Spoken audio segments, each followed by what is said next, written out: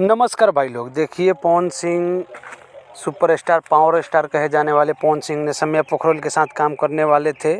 अभी फ़िलहाल मना कर दिए। जो सौम्या पोखरल वही जो बोल रही थी, मैं पवन सिंह के नहीं जानती, पवन सिंह हैं कौन, मैं उनके सॉन्ग पे काम नहीं कर सकती हूँ, मैं पवन सिंह के नहीं जानती हूँ। जो वही सौम्या पोखरल बोलने वाली, जो खेसारी लाल यादव का ट्रेंडिंग स्टार कहे जाने वाले, जिनके अपने हाथ पे टैटू बनाई, टैटू गर्ल सौम्या पोखरल, वो फिर अभी फ़िलहाल पवन सिंह के एक मंच पे गई थी। वहाँ पे बोली थी, पवन सिंह से मुलाकात की थी। जी हाँ, सही अपडेट बता रहा हूँ। मैं रवि गिरी बोल रहा हूँ आप लोगों का भाई। जो अब चैनल सब्सक्राइब नहीं किए, नए हो तो मेरा चैनल को सब्सक्राइब कीजिए, वीडियो को शेयर कीजिए।